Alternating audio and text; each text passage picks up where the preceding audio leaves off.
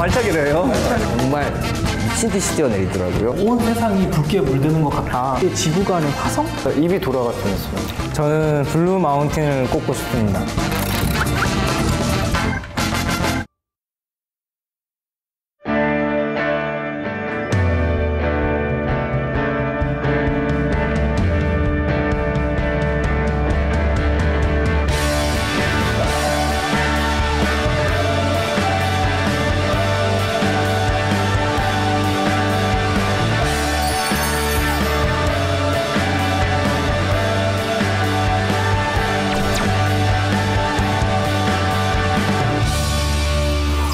세상에서 가장 오래된 대륙이라고 합니다. 광활한 대지의 그 신비로움을 찾아서 저와 함께 호주로 가보시겠습니까? 안녕하세요, 이한철입니다. 반갑습니다. 자, 오늘 저와 함께 호주 여행 떠날 세 분 먼저 계세요. 이분들은 호주로 음악 여행을 무려 1년간 다녀온 인디 밴드입니다. 블루벨벳 여러분, 안녕하십니까? 안녕하세요, 블루벨벳입니다.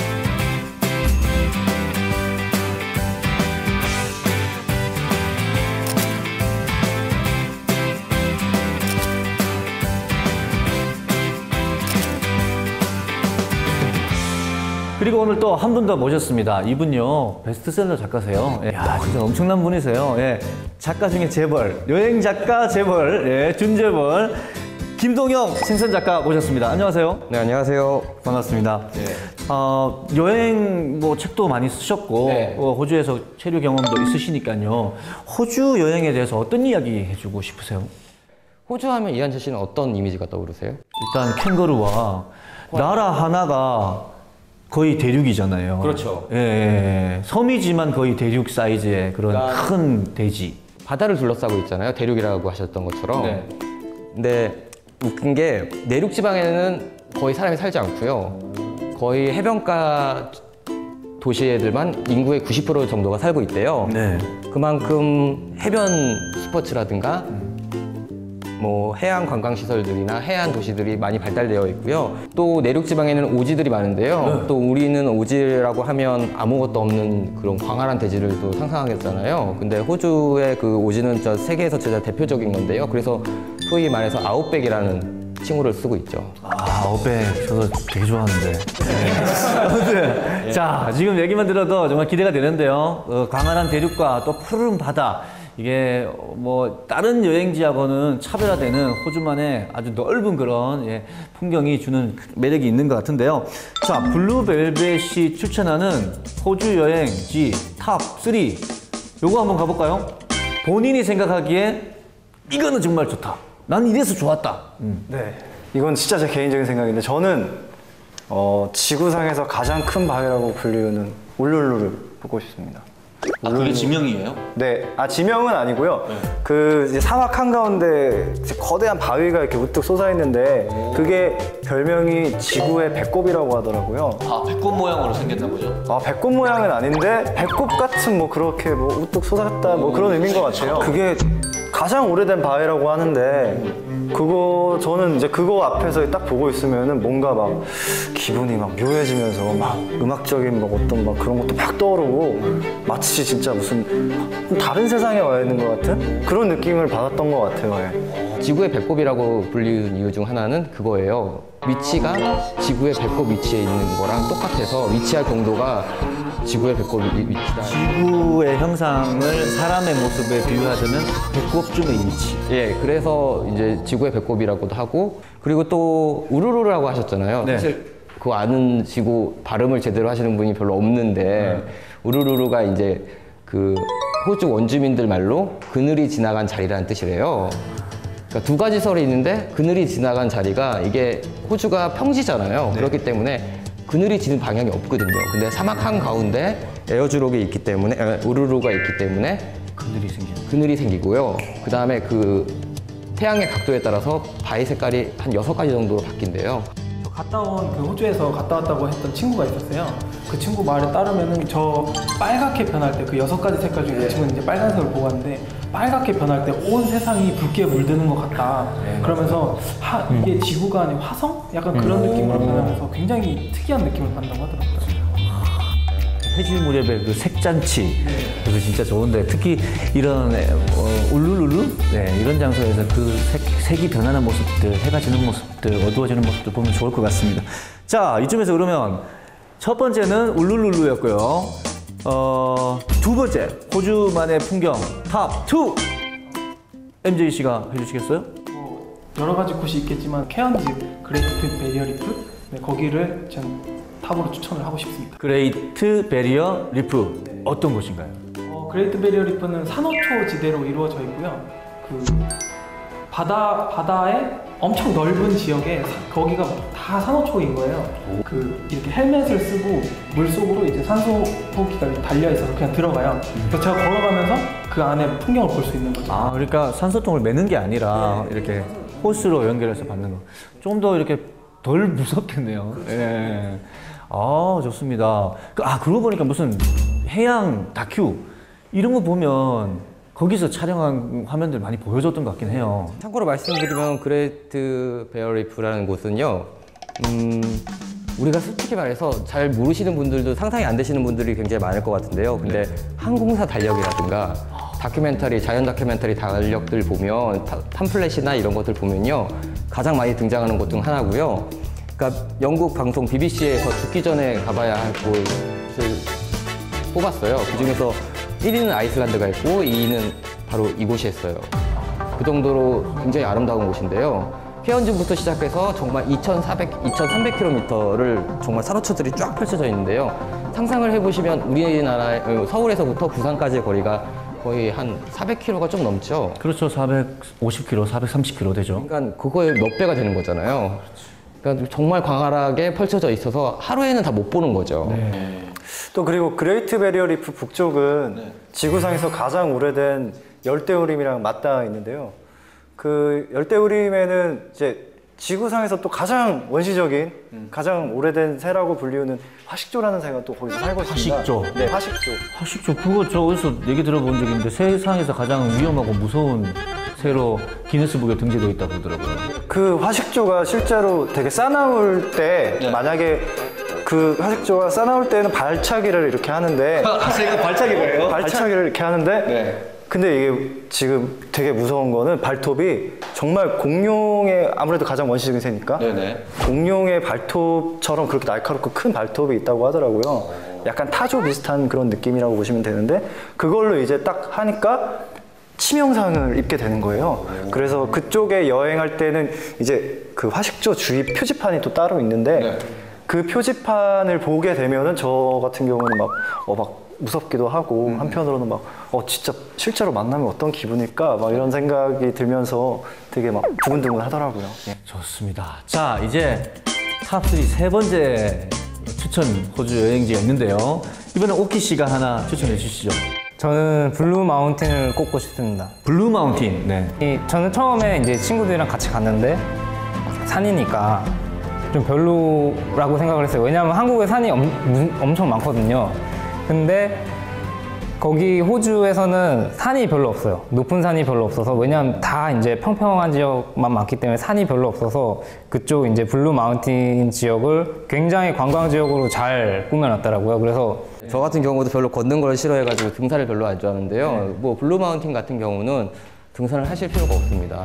그래서 왜냐하면 스카이웨이라는 곳 장비하고 그 다음에 산악 열차가 잘 돼 있기 때문에 제가 있을 때는 스카이웨이가 없었거든요. 근데 제가 자료를 찾아보니까 스카이가 있더라고요. 에스컬레이터처럼 돼가지고 이렇게 쭉 올라가는 걸로 제가 알고 있거든요. 그래서 근데 여전히 관광 산악 열차를 많이 이용하는 것 같더라고요. 왜냐하면 워낙 문치가 있기 때문에 그걸 타고 쭉 올라가시면 되는데요. 우리는 산이라고 하면 높은 산을 좀 생각하기 마련이잖아요. 근데 우리나라의 산들이 대부분 보면 다 깎아지듯이 그런 산들이 많기 때문에. 네, 근데 블루 마운틴 같은 경우에는 산이긴 하지만 사실은 협곡에 있어요. 그래서 이렇게 파인 곳에 정말 이상하게 아주 광범위한 지역이 숲으로 되어 있고요. 산처럼 솟아 올라 있거든요. 그래서 그거를 위에서 아래에서 올려다보는 게 아니고 위에서 아래로 내려다보는 그런 것도 있습니다. 자, 이렇게 해서 블루벨벳이 추천하는 호주 여행지 탑3 한번 알아봤습니다. 울룰룰루 그리고 또 그레이트 베리어 리프, 그리고 블루 마운틴까지 얘기를 해봤는데요. 자, 뭐 이쯤에서 블루벨벳 음악 하시는 분들이니까 이렇게 여행 정보를 듣는 것도 좋지만 노래 한 곡 듣고 또 계속해서 이야기 나누는 거 좋을 것 같습니다. 뭐 어떤 노래 하나 들려주시겠습니까? 제가 들려드릴 곡은 이거는 제가 이제 호주에 있다가 한국으로 돌아와서 이제 한 3일 정도, 한 일주일 정도? 굉장히 좀 약간 오랜 시간 동안 제가 호주가 너무 그리워서 반대로 향수병에 걸렸던 적이 있어요. 아, 호주에 대한 네. 향수병을 노래로 만든 곡이군요. 네, 한번 박수와 함께 청해 듣도록 하겠습니다.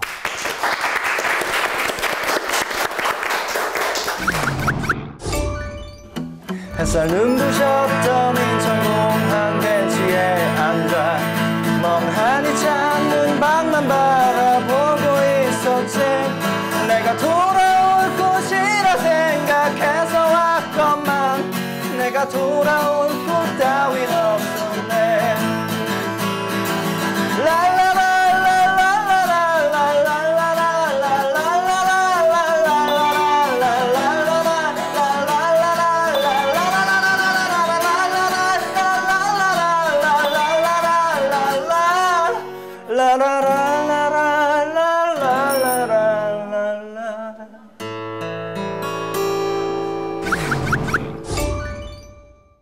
자, 여행자의 심장을 뛰게 하는 벅찬 감동이 있는 곳, 광활한 대자연이 숨쉬고 있는 바로 그곳, 호주에 대해서 이야기 나누고 있습니다. 사실 호주 하면요, 아까 그 생선 작가도 얘기했지만 아웃백 하잖아요. 그렇죠. 예. 블루벨벳 세 분도 그런 아웃백 여행, 오지 여행 해봤겠죠? 저희는 멜번에 있었는데 멜번에서 차로 한 4시간 가량 걸리는 윌슨스 프로몬토리라는 국립공원이 있어요. 네. 거기가 제가 듣기로는 경남 정도? 네, 그러니까 한 도 정도 사이즈가 되는 그 정도 사이즈 국립공원이 네, 그 사이즈입니다. 네. 저희 뭐 중단까지는 아니었지만 저희도 호주에서 처음 차량을 렌트를 했었고 거기에 렌트를 한 차량이 심지어 내비게이션이 없었어요.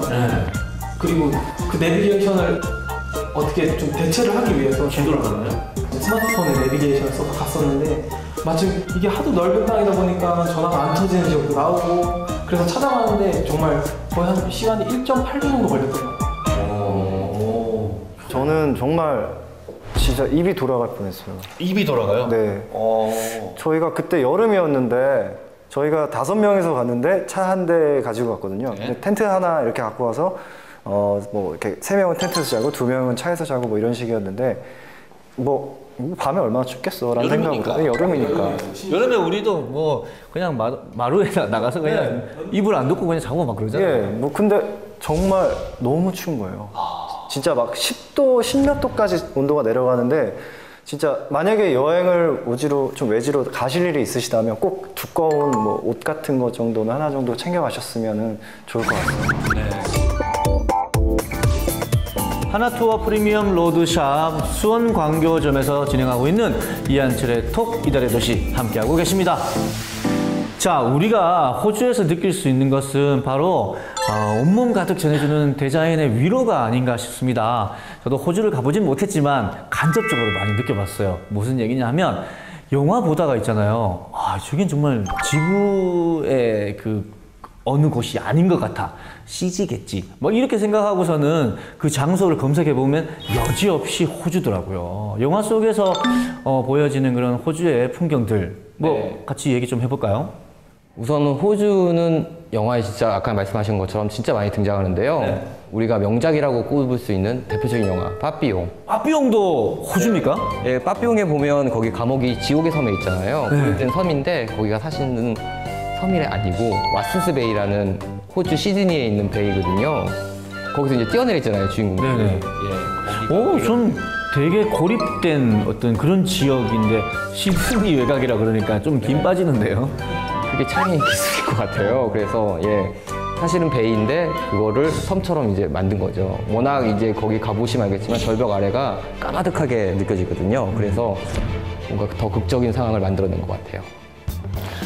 그 키아누 리브스가 주연한 그 폭풍 속으로라는 영화가 있잖아요. 그렇죠. 그 영화도 사실은 멜버른 벨스비시에서 촬영한 영화인데 제가 실제로 그 파도 마지막 장면을 보면은 이제 그 파도가 치는 폭풍 속으로 주인공이 들어가는 그런 장면이 나오는데요.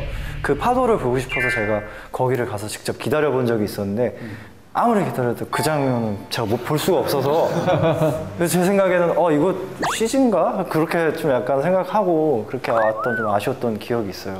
예, 호주는 정말 영화 감독들이 사랑하는 영화 촬영지의 장소 나라 중 하나인데요. 그건 왜 그러냐면 정말 사람의 손길이 닿지 않는 그런 자연과 그 다음에 도시로 나오면 굉장히 또 도시들이 깨끗하고 모던해요. 그렇기 때문에 영화 감독들이 진짜 많이 좋아하는 장소인데요. 대표적으로 아까 전에 처음에 말씀했던 것처럼 우르르 얘기하면서 세상의 중심을 세상의 사랑을 외치다 거기에 이제 등장해서 악기가 가장 존경하는 곳으로 나오잖아요. 그만큼 극적이고 그런 모든 자연의 아름다움이 완벽하게 조화를 이룬 곳이라고 말할 수 있어요. 주인공 아키상가. 네. 스키데스. 네. 저도 지금 호주에서 지금의 아내를 만나서 그렇게 결혼을 결심을 하고 한국에 돌아와서 결혼을 했는데요. 그 호주는 정말 이렇게 사랑에 빠지게 만드는 그런 공기가 있는 것 같아요. 오, 호주에서 만난 여성분과 결혼을 하셨어요? 그 외국인은 아니고요. 한국 사람입니다. 오, 뭐 어떻게 해서 만나서 결혼까지 했는지 뭐 짧게 러브 스토리? 저희가 호주에 그 공연을 하러 갔었잖아요. 근데 저희 공연에 저는 어떻게 보면 좀 운명적이라고 생각을 하는데 정말 뭐 이렇게 제가 뭐 공연에 초대를 했다거나 그런 게 아니라 좀 우연한 기회로 저희 공연을 보러 오게 됐어요. 네. 그리고 그 인연이 지금까지 와서 한국에서 결혼을 하게 됐죠. 이야, 부럽습니다. 물론 뭐 저희 집에도 또 그런 영화 같은 아내가 있지만 지금 함께 오셨어요. 저기 카메라 뒤에 그 아내분이 계시는데 이게 좀 모습 좀 되게 예쁘세요. 네. 보컬인 줄 알았어요. 같은 밴드에. 오. 펑크 밴드나 네, 예쁘시네요. 네. 아니 누가 먼저 좋다고 고백했나요? 처음에 만났을 때는 서로 이렇게 그런 감정을 확인하는 시간이 좀 길었던 것 같아요. 근데 어느 순간 되게 확신이 들게 저한테 이렇게 메시지를 줬고요. 제가 되게 용기를 얻어서 이렇게 그 야라강변에서 이제 반지랑 목걸이를 준비를 해서 고백을 했습니다. 이야, 자 호주가 여러분 이런 나라입니다. 예, 뭐 멋진 풍광도 좋지만 사랑하기 좋은 나라가 또 호주라는 이야기 나눠봤습니다. 생선 작가님, 네. 호주가 세상에서 가장 오래된 대륙이라고 하더라고요. 그렇죠. 예, 그래서 호주가 간직하는 원시 자연을 느껴보려면 뭐 어떤 방법이 있을까요? 저 사실 아까 전에 블루벨벳 멤버들한테는 호주의 그 베스트 3를 물어보셨잖아요. 네. 각자 좋아하는. 근데 왜 저는 게스트인데 왜 저한테는 안 물어볼까라고 좀 섭섭했는데요. 지금 이제. 네, 그러니까 저도 처음 갔을 때 이런 곳이 있구나라는 생각을 했거든요. 그러니까 카리지나 파크는 협곡이에요. 네. 그래서 그것이 이제 지구가 만들어낸 작품이라고 그러는데요. 그러기 때문에 물과 바람이 만들어냈거든요. 그래서 협곡들 사이로 강이 흐르고 그 다음에 정말 알 수 없는 그런 기괴한 암석들이 되게 많이 펼쳐져 있어요.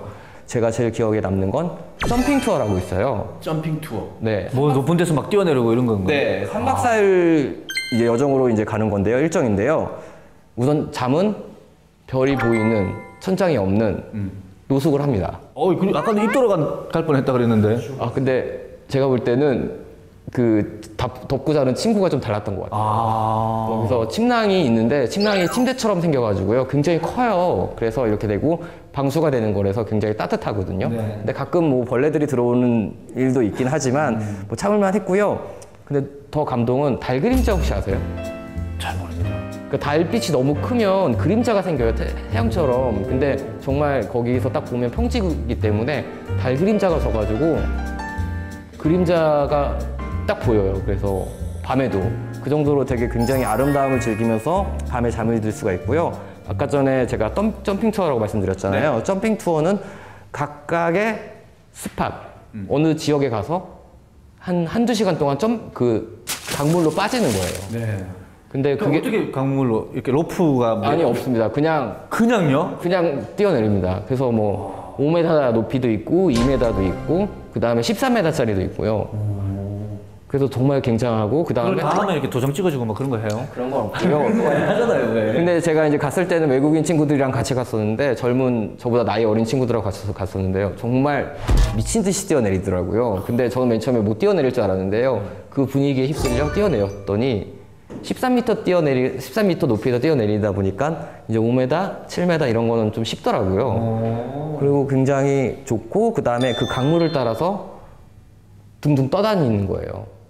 이렇게 하늘을 보면서 이렇게 떠다니는 것도 볼 수 있고 그 다음에 또 하나 굉장히 또 매력적인 것 중 하나는 호주 원주민들이 외계 생명체나 외계 그 문명을 믿었대요. 네. 그래서 아직도 그 카리지니 파크에는 가장 호주에서 오래된 벽화가 그려져 있어요. 근데 사람 모양이 아니에요.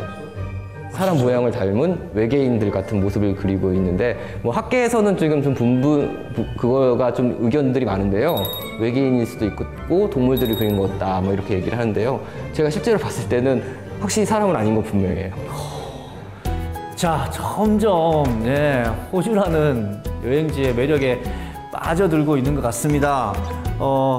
어떻게 보면 대자연이 살아 숨쉬는 곳일 뿐만 아니라 지구의 역사가 가장 잘 간직되어 있는 곳이 호주가 아닌가라는 생각이 드는데요.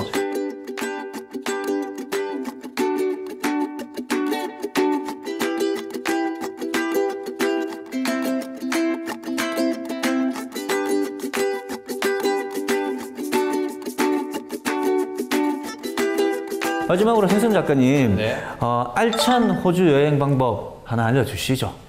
제가 이제 여행 작가라고 이제 하고 다니면서 가장 많이 받는 질문 중에 어디 나라를 가면 뭘 준비하고 어떤 여행을 하면 좋을까요? 라는 질문을 가장 많이 받는데요. 사실 제가 그렇게 해드릴 말씀은 없어요. 왜냐면 여행이라는 건 정말 주관적이거든요. 제가 말씀드리고 싶은 거는 과감하게 한 번 정도는 가이드북을 좀 안 가지고나 자료를 찾지 않고 오시는 것도 재밌을 것 같아요.